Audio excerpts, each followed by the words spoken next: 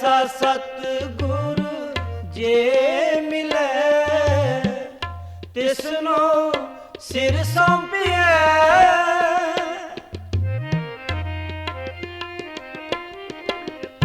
तिसनो सिर सौंपिए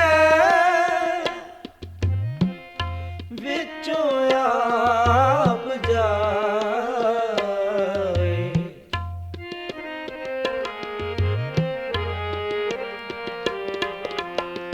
विचों आप जाए ऐसा सतगुरु जे मिले। हमारा और आपका बहुत ही सौभाग्य है कि हमें गुरु दरबार में बैठने का अवसर प्राप्त हो रहा है। साथ साथ आज का दिन बहुत ही महत्वपूर्ण है। जैसा हम सुन रहे हैं, आज के दिन हमारे आराध्य देव परम पूज्य डॉक्टर वीरेंद्र कुमार जी महाराज का अवतरण हुआ था। आपके अवतरण के पर्व पर पहले एक घटना हो गई। परम पूज्य गुरु महाराज के इनसे पहले एक और पुत्र पैदा हुए थे। उनका शरीर जल्दी शांत हो गया। आप जानते हैं, पहले पुत्र का निधन हो जाता है तो दुख होता ही है। माता पिता को बहुत दुख था। फतेहगढ़ में उनके परम पूज्य गुरु महाराज श्री लालाजी महाराज, महात्मा रामचंद्र जी महाराज को मालूम पड़ा और एक पत्र लिखा। डॉक्टर साहब, दुख की बात नहीं है, जो अगली संतान तुम्हारे होगी वो औलिया होगा, अध्यात्म का अवतरण होगा। और वास्तव में जब आपका अवतरण हुआ तो जैसा गुरु महाराज ने कहा था, माता ने कहा था, वैसे ही आप हुए। आप जानते हैं, पहली पे देन परमात्मा की निर्मल शरीर होता है, निर्मल काया। तो पहला वरदान गुरु महाराज परम पूज्य को यही मिला, बड़ा निर्मल सुंदर शरीर, सुंदर, हर तरफ सुंदर। जैसे आज सुन सवेरे श्री सुंदरलाल वैसा सुन रहे थे। उनकी बिना पढ़ी माँ ने जब गुरु माता का जब फोटो देखा परम पूज्य का, क्या बोलते, अरे ये तो भगवान कृष्ण, साक्षात भगवान कृष्ण ही हैं। इतनी सुंदरता, इतनी सुंदरता। जिन भाइयों ने देखा होगा, सुंदर सुडौल शरीर, बड़ी बड़े नेत्र और सुंदर वाणी।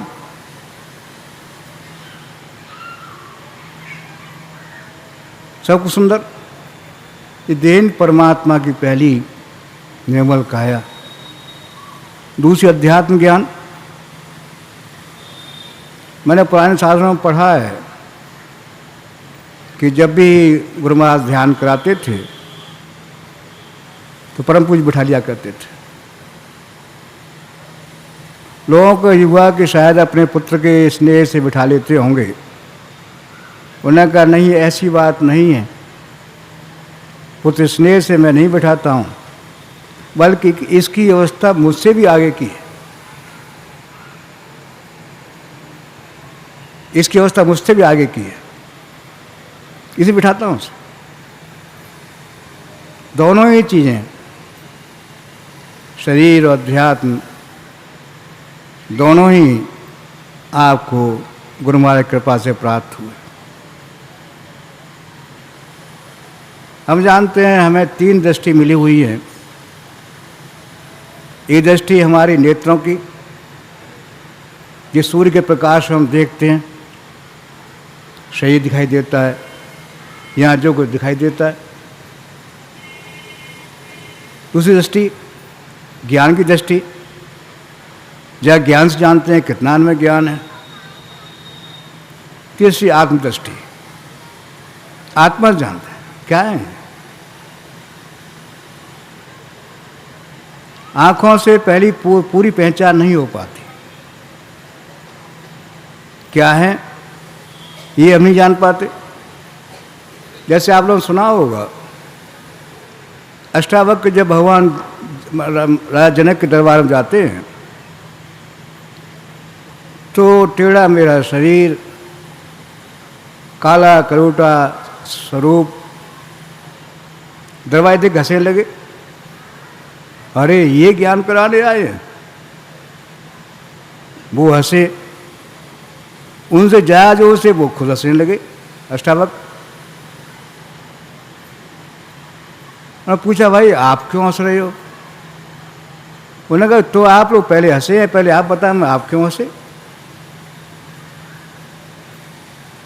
दरबारी ने कहा कि हम ये देख के हंसे, यहाँ अच्छे अच्छे विद्वान आए, कोई ज्ञान नहीं करा सका, लेकिन आप अंग भंग,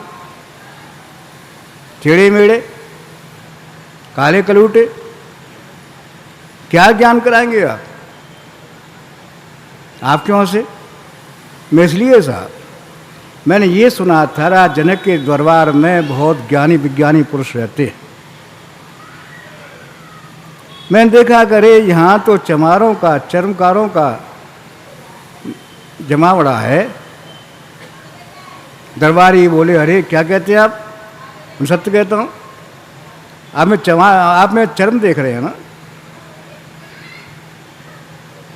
ज्ञान टेढ़ा मेढ़ा नहीं होता, ज्ञान काला गोरा नहीं होता। ज्ञान की दृष्टि ज्ञान से प्राप्त होती है। जिन्हें ज्ञान की दृष्टि मिली हुई है वही जान सकते हैं वास्तव में कितने ज्ञानी हैं। इन दोनों दृष्टियों से हमने देखा। सुंदर काया, बैठ जाते थे तो ये मालूम पड़ा जैसे चंद्रमा, अनेक सितारों के बीच में चंद्रमा का उदय हो गया हो। चमचमाता सुंदर सुडौल शरीर, बैठ जाते जैसे मुकुटमणि। जहाँ बैठ गए लोग देखते अरे ये कौन महापुरुष है। दूसरी ज्ञान की दृष्टि देखा बड़े बड़े कठिन प्रश्नों का उत्तर बड़ी सरलता से दे देना, बहुत कम बात करते ही उसी को सरल कर देना। और यहाँ तक देखा कितने ही शंका हमारे मन में है, कितने विचार उठ रहे हैं, लेकिन जहाँ सामने बैठ गए उनका दर्शन कर लिया, सारा समाधान हो गया। दो दृष्टियों से देखा, दोनों से पूर्ण पाया। तीसरी दृष्टि थी नहीं, देखते कैसे। लेकिन जिनके पास तीसरी दृष्टि थी, परम पूज्य पंडित महाराज, उन्हें कहा कि भाई इतना ही नहीं है, आज विश्व में इन महापुरुषों को और संत नहीं है। आज विश्व में हमारे ये आराध्य देव परम पूज्य राघवेंद्र कुमार जी अद्वितीय है। अंतर देखा उन्होंने, कहाँ बैठे। वास्तव में तीन दृष्टियाँ हमें मिलती हैं और ये भी हमने देखा, उन्हें वो दृष्टि मिली हुई थी, दिव्य दृष्टि, आत्मदृष्टि, जिसको देख लेते। हर एक का सम्मान करना, हर एक अपने गुरु महाराज का ही दर्शन करना, हर एक का सम्मान करना, साथ साथ उन्हें दुख होता था कि भाई गुरु महाराज दरबार में हीरे लुट रहे हैं और हम कौड़ी बटोर रहे हैं, या अमृत बरस रहा है और हम विष पी रहे हैं। अरे भाई ऐसा क्यों कर रहे हो भाई, ये अमृत क्यों लेते? तो कहते थे भाई क्वालिटी बनो अपने में, गुरु महाराज जी अपन धारण करो, साधारण चीज नहीं आज बट रही। अध्यात्म ज्ञान बरस रहा है। उनका विचार ये था कि मैं ये देख रहा हूं कि अध्यात्म ज्ञान गुरु कृपा से यहाँ बरस रहा है और हम उसे निगलेक्ट कर रहे, ले नहीं रहे। अंतर दुख होता है। उनका, अरे भाई कितनी सुंदर अवसर मिला है हमें और हम उसे समझ नहीं रहे। तो कहते थे भाई क्यों ऐसा कर रहे हो। अक्सर कहते रहे भाई क्वालिटी बनाओ, तो सीखो, लो, आत्मज्ञान को भर लो अपने में, तुम्हारा जीवन सुंदर बन जाएगा। उनका एक दुख था कि अरे भाई कितना अमूल चीज यहाँ लुट रही है और आप कौड़ी बटोर रहे हैं। अमृत बस रहा है, जहर पी रहे हैं। अरे भाई देखो क्या हो रहा है। इस बार कहते रहे भाई देखो क्या हो रहा है, लो इस चीज को, अमूल समय है।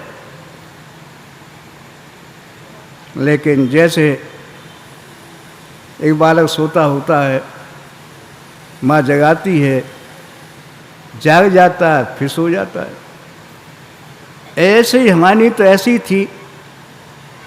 सुनते भी थे, समझते भी थे, लेकिन फिर वही माया का पर्दा आ जाता था। उनकी वाणी को समझ नहीं पाए, दुख रह गया।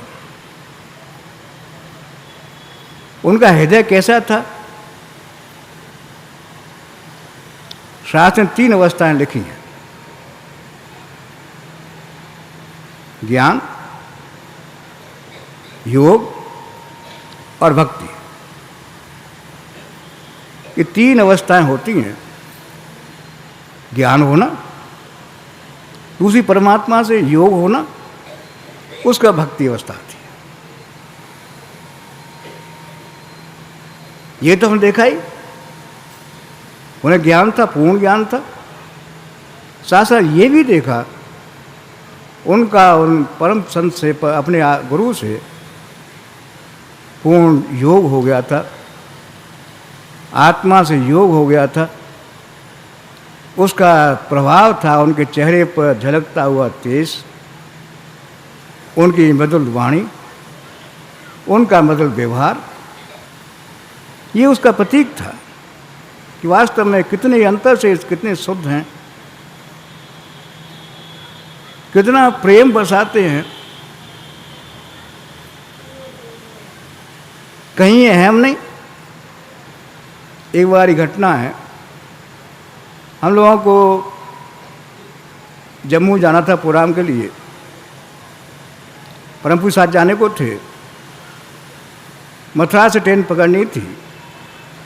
हम लोग मथुरा पहुंच गए, 3-4 लोग थे। ट्रेन लेट हो गई, बाहर बैठे हुए थे, गुरु महाराज अंदर थे। विचार हुआ कि ध्यान कर लें कुछ देर, और ध्यान में बैठ गए। ध्यान चलता रहा।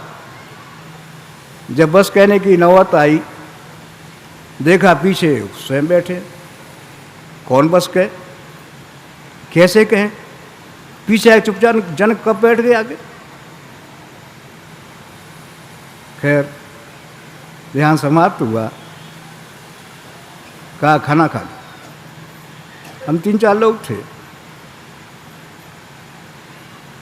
अंदर खाना खा गए। देखा बड़ी माता जी पूड़ी बेल रही हैं, जिया में सेक रही हैं और स्वयं परोस रहे हैं। सेवक कितनी तन्मयता से, हृदय गदगद हो गया। अरे क्या सुंदर परिवार है, कितना सुंदर व्यवहार है। ये नहीं कि ये बच्चे हैं चलो ठीक है, नहीं, कितना सुंदर व्यवहार है। वास्तव में कितना कोमल हृदय था। जैसे अभी हम सुन रहे थे और देखा कि विधवाएं स्त्रियां हो जाती हैं, जीवन दूभर हो जाता है। ऐसे विद्यार्थी पढ़ना चाहते, धन का अभाव रहता है। ऐसे भाई हैं बीमारी हो गई है, इलाज नहीं करा पा रहे, धन नहीं है, पैसा नहीं है, उन्होंने अपना 100 रुपया एक ट्रस्ट बना दिया। माँ के नाम पर जिया, माँ के नाम पर ट्रस्ट बना दिया कि नहीं, इस ट्रस्ट का काम सेवा होगा। अध्यात्म ये है, लेकिन अध्यात्म ही नहीं, केवल यहाँ सेवा भी होती है। अपना सारा पैसा जब मिला था उनको सरकारी नौकरी के बाद, सारा पैसा उस ट्रस्ट में दे दिया। नहीं, मुझे मेरे पास तो पेंशन आती रहेगी, ज़रूरत नहीं मुझे, और सारा पैसा ट्रस्ट में देकर ट्रस्ट बना दिया। आज तक खूब बढ़िया तरह से काम कर रहा है। जैसे मैंने कहा कि योग के बाद एक नई दशा प्राप्त हो जाती है। साधना का ध्येय योग ही नहीं है, साधना का ध्येय ज्ञान प्राप्त करना ही नहीं है, साधना ध्येय से और आगे भक्ति प्राप्त कर लेना है। हमारे अंदर भक्ति पैदा हो जाए, और जब योग हो जाता है किसी जीव का, वो पूर्ण परमात्मा से, प्रकृति के सारे विकार नष्ट हो जाते हैं, निर्मल दृष्टि हो जाती है, हृदय में प्रेम भर जाता है, और वो प्रेम और बारीक होते होते भक्ति बन जाता है। भक्ति वो है जो व्यक्ति के हृदय में नहीं होती, बल्कि परमात्मा हृदय में भक्ति भर जाती है। दोनों का, परमात्मा का और जीव का, दोनों का हृदय में ग्रह पैदा हो जाता है, मिलने की इच्छा पैदा हो जाती है। और उसका प्रतीक होता है आंखों में आंसू। हर समय आंखें सजल रहती थी। जब भी आपने देखा होगा आंखों में हमें सजल दिखाई देती थी उनकी। एक बार की बात है, हम लोग सिवान गए हुए थे, लौटने उनकी आँख में इन्फेक्शन हो गया। मुझसे कहा कि दवा बतलाओ कोई इसकी। स्वयं डॉक्टर थे, लेकिन मैं मुझसे कहा कि दवा लाओ इसके लिए। मैं दवा लाया। उन्होंने कहा तुम्हारा काम ये होगा, दवा दोनों टाइम मेरी आँख में डालना। मैं संकोची व्यक्ति उनके पास बहुत कम जाता था, तो मुझे उन्होंने वो काम दे दिया, नहीं तुम्हारा काम ये है, सुबह शाम दवाई तुम डालनी है मेरी आँख। मैं जाता था, बड़े बड़े नेत्र,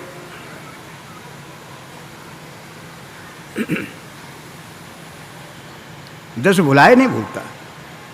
कितना सुंदर आभावान चेहरा, कितने सुंदर नेत्र उनके, सुंदर दृष्टि था। वास्तव में इतना हृदय कोमल हो गया था उनका। बात कम, प्रवचन कम, आंसू ज़्यादा। हर समय आंसू निकलते रहते थे। जब जिन भाइयों ने देखा होगा, अक्सर प्रसाद लगाते, आधी बात कह पाते थे, आधी बात आंसू में हो जाती थी। प्रेम झलक आता था। भक्ति निर्मल हो गई थी कि आंखें हर समय भरी रहती थी। जहाँ गुरु महाराज का नाम आया, आंखें छलक आती थी। वो अवस्था हमने आपने सब देखी। कितना सुंदर वो स्वरूप था। सारा समाज निमग्न हो जाता था। वो अवस्था हमने आपने देखी है उनकी। वास्तव में क्या थे, किस रूप में आए थे और क्या देना चाहते थे, क्या दे गए, कि हमारा हृदय ही जानता है। क्या चीज़ दी। मैंने इधर पढ़ा था,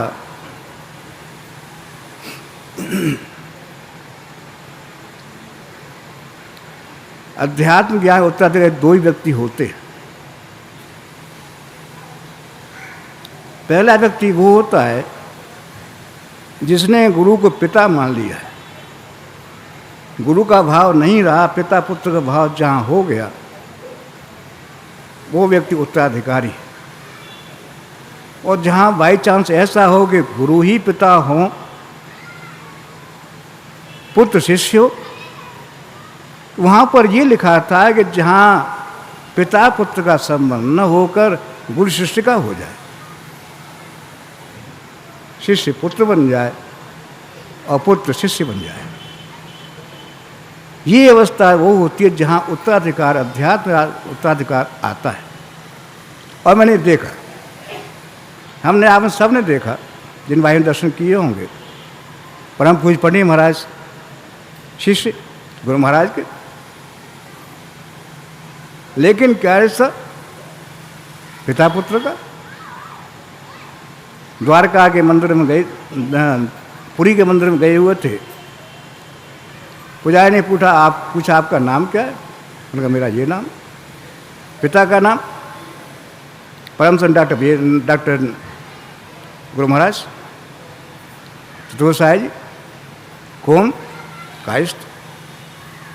अपने को निछावर कर दिया, नहीं गुरु नहीं, मेरे पिता हैं, मेरे जन के पिता हैं ये। और दूसरी तरफ देखा परम पूज्य बड़े बड़े भैया साहब को, जो गुरु महाराज पुत्र ही थे, तो उन्होंने कभी चाचा जी पिताजी नहीं कहा, जब भी कहा गुरु महाराज कहा। पिता नहीं कहा, चाचा नहीं कहा, चाचा जी नहीं कहा, बस जब भी कहा तो गुरु महाराज कहा, गुरु माँ ने कहा, ऐसे कहा। और दोनों उनके उत्तराधिकारी बने, परम पूज्य बड़े भैया साहब और परम पूज्य पंडित महाराज। ये अध्यात्म ज्ञान है, इतना बारीक ज्ञान है। ये पर साधन ते नहीं हुई, तुम्हारी कृपा पाओ कोई।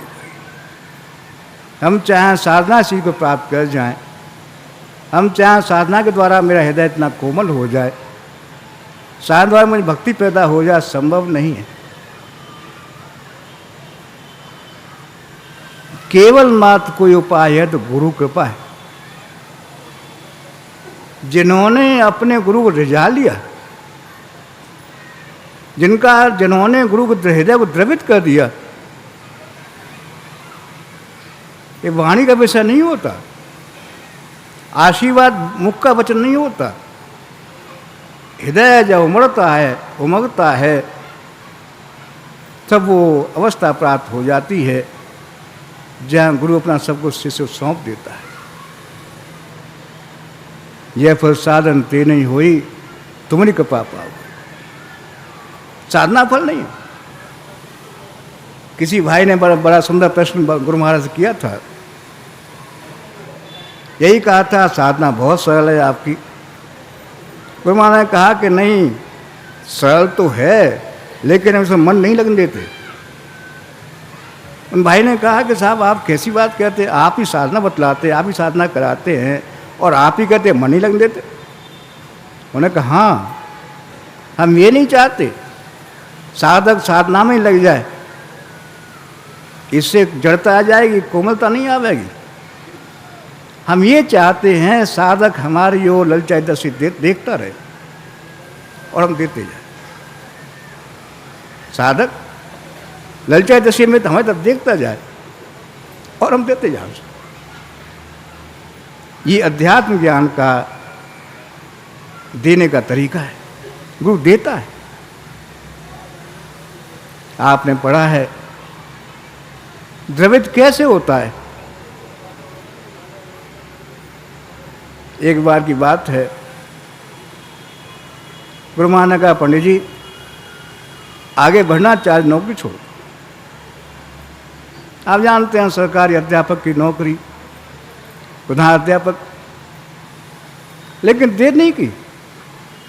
कैसे परिवार चलेगा, क्या होगा, कोई विचार नहीं आया, नौकरी छोड़ दी। गुरु महाराज सामने खड़े हो गए, देखते द्रवित हो गए। अरे ऐसे ही जहाँ गुरु द्रवित हो जाता है वहाँ कहाँ से कहाँ पहुँचा देता है, शायद हम सोच नहीं सकते।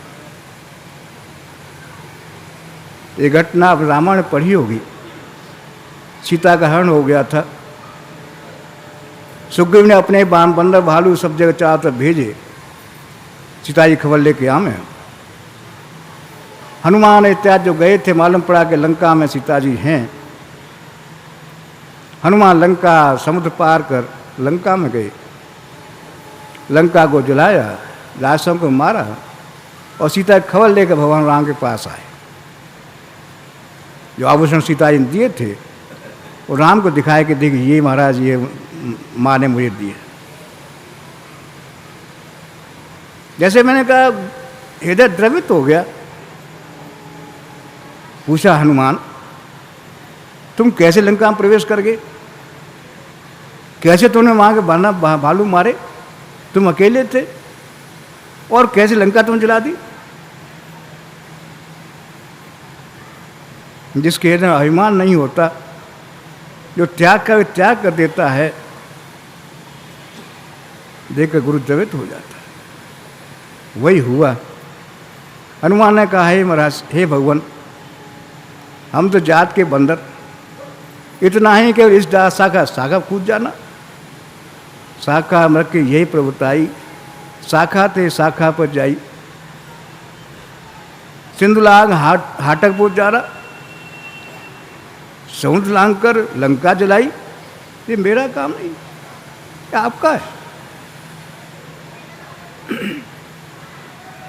इतना अहंकार है। प्रश्न समाधान सुनकर भगवान राम द्रवित हो गए और कहा कि प्रत्युपकार करो का तोरा, सन्मुख हो सकन मन बोरा। अवस्था वो है जहाँ इतना उसके हृदय में प्रेम उमग आवे, आशीर्वाद देने का काम नहीं होता, आशीर्वाद निकलता है अंदर से, और वो चीज़ अवस्था सहज में प्राप्त हो जाती है। ये कहा जाता है, इसलिए कहा जाता है कि ये फल साधन ते नहीं हुई, तुम्हारी कृपा पाप हुई। आज जिस दरबार में बैठे हैं, हमने यही देखा है, जिन महापुरुष का स्मरण हम कर रहे हैं, इनका अवतरण पर्व है, उनको दर्शन किए हैं, उन कृपा बरसती रही है। बार बार उन कृपा को हम याद करते रहते हैं। कितनी कृपा करने वाले थे, कितने दयालु थे, कितने सुंदर कोमलता उनके हृदय में थी। जैसा हम रामायण पढ़ते हैं, भगवान भक्ति का अवतरण भक्ति पूर्णता बतलाते हैं। नवम सरल सबसन छल हीना, मम भरोसी असंदीना। आप में सारे गुण थे। सरलता, इतनी सरलता, बाहर से मुझे मान पड़ा कितने गंभीर नहीं होंगे, बात करने हिम्मत नहीं होती थी, लेकिन जिनसे बात की देखा अरे कितने मधुर अंदर में। बाहर बहुत कठोर मालूम पड़ते हैं, लेकिन हृदय कितना कोमल। और हमेशा जैसे गुरु महाराज चाहेंगे वही होगा। कभी अपनी बात नहीं कही, कुछ और नहीं कहा, केवल यही कहा जैसे गुरु महाराज चाहेंगे वही होगा। एक ही विश्वास गुरु पर। उन्हीं महापुरुष का अवतरण दिवस है आज। प्रार्थना यही है, आप आए, हमारे बीच में आप बैठते भी रहे, आपका दर्शन भी किया, आपका सामी भी प्राप्त किया, लेकिन समझ नहीं पाए कि आप थे क्या, हमें क्या देना चाहते थे, हम ये नहीं समझ पाए। लेकिन प्रार्थना यही है, आप कृपा के सागर हैं, हम में न भक्ति है, न वो दृष्टि से आप पहचान पाते। प्रार्थना यही है, जैसे हैं आपके हैं, हम पर, आप पर, सब पर उनकी कृपा बनी रहे, यही उनसे प्रार्थना है। दया करें सब पर दया।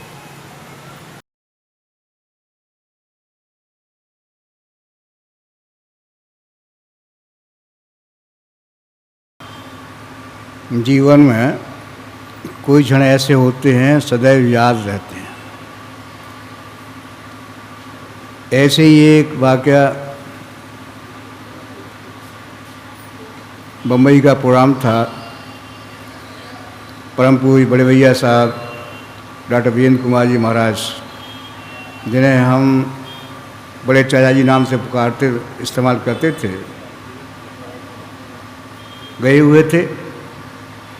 लौटते समय मेरा भी उसी कोच में रिजर्वेशन था, फर्स्ट क्लास का, 4 बर्थ का, 4 4 बर्थ था।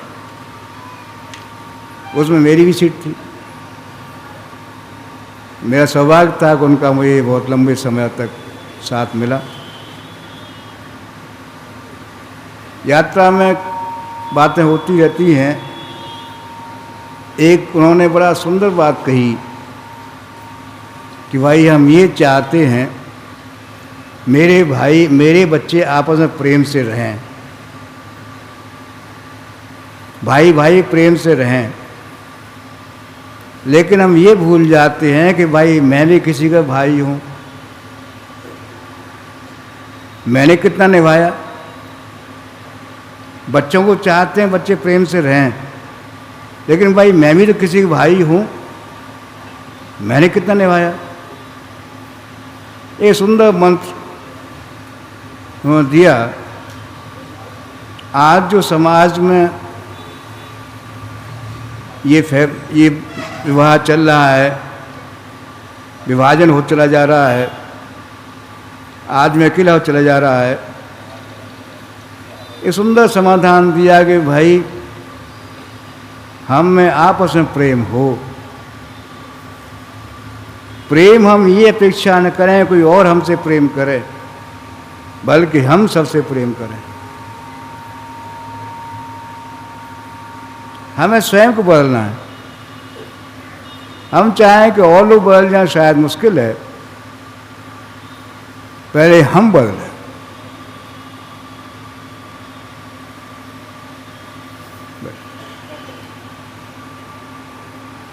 आवश्यक है पहले हम बदल जाएं।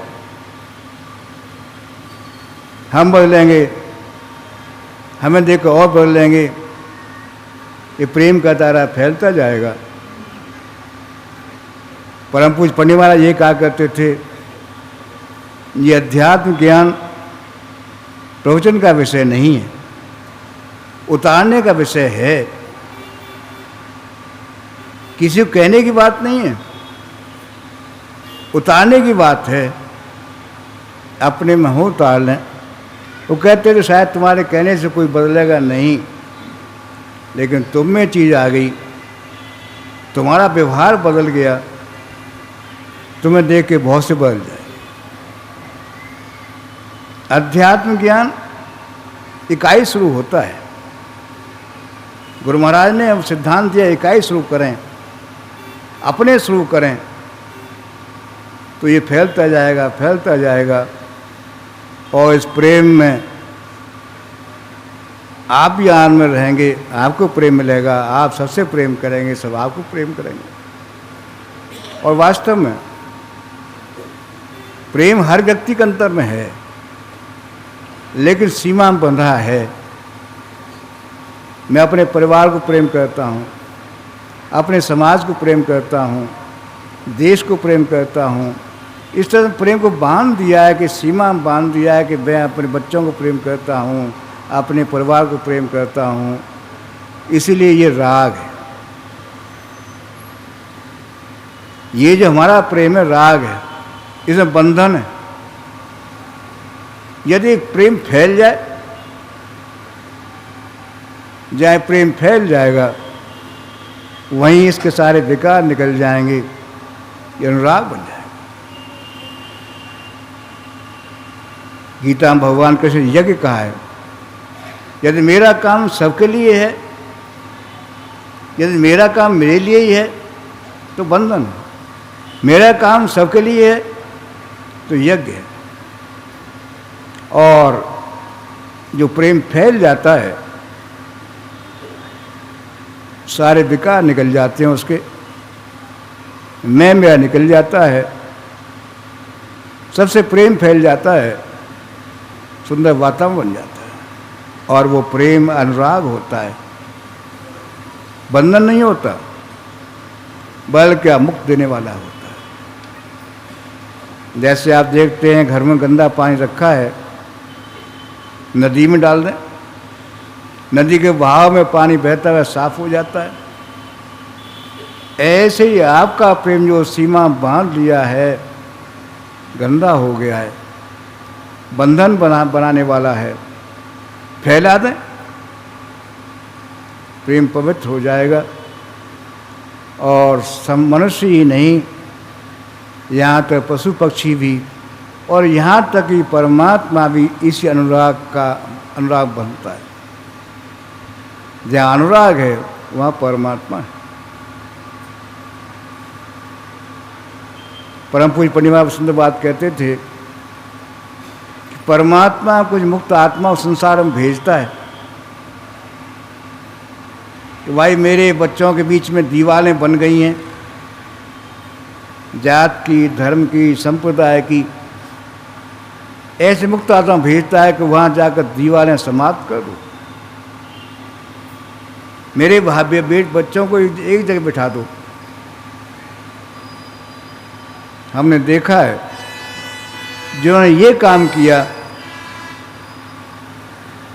समाज को जोड़ने का काम किया, उन्हें यश मिला, उनकी पूजा हुई। जिसने विभाजन करने का काम किया, उनके आप चांद देखा ही है, बुरी गति हुई। हमारे गुरु महाराज उसी श्रृंखला में आए। यहाँ जात धर्म संप्रदाय के नाम बटा हुआ था। उन्होंने यहाँ आकर वो प्रयास किया कि सब भाई एक जगह बैठें, सब एक जगह बिठाने का प्रयास किया, और सबके जहाँ पास बैठेंगे हमारे मन के विकार धुलते जाएंगे, सहज पवित्रता बढ़ती जाएगी। एक ऐसा उपाय बतलाया, समाज में प्रेम बढ़ता जाए, ये विकार निकलते जाएं, हमारा हृदय विशाल होता जाए। आज हम देखते वही हैं, जहाँ गुरु महाराज की वंशी बजती है, हजारों हजारों भाई पहुंच जाते हैं। कितना प्रेम आपस में, कितना एक आदर्श आपस में दिखाई देता है। हजारों आदमी बैठे होते हैं, कहीं आवाज़ नहीं आती, कहीं शांत होने कहना नहीं पड़ता। कितना प्रेम, रहते हैं, खाते हैं, बैठते हैं, सारे काम करते हैं, लेकिन कहीं शोर शराबा नहीं होता, बल्कि प्रेम का वातावरण फैलता रहता है।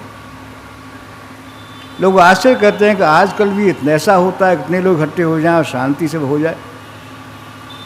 अभी टुंडला भंडारा हुआ, हजारों हजारों भाई, लेकिन ये शांति, एक अनुशासन, सभी ये शांति में बंधे हुए। ये चीज़ गुरु महाराज ने दी कि समाज में विघटन नहीं, बल्कि एक हो जाएं। और परिणाम हम देखते हैं। आज वही चीज़ हम देखते हैं, जहाँ जाते हैं कितना प्रेम। वो चीज़ हमारे गुरु महाराज की है, और हमारा आपका ही फर्ज यही है, गुरु महाराज चीज़ को धारण करें, अपने हृदय को पवित्रता भरें,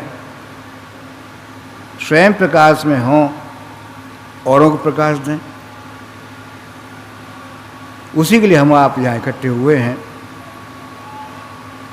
हम जानते हैं कि जन्मदिन होते हैं, सभाएं होती हैं, उनके यश गाए जाते हैं। आवश्यक ये है कि हम उनके आदर्शों का अपने उतारने का प्रयास करें, उन्हें अपने उतारने का प्रयास करें।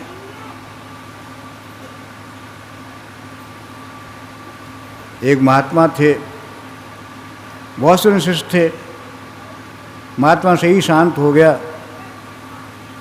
एक भाई ने जो उनका नज़दीक से उनसे कहा कि भाई आप गुरु महाराज जीवन चरित्र लिखो। उनके लिखूँगा, प्रयास करूँगा। समय बीतता गया, आयोजन हुआ। उन्होंने कहा भाई आपने लिखा?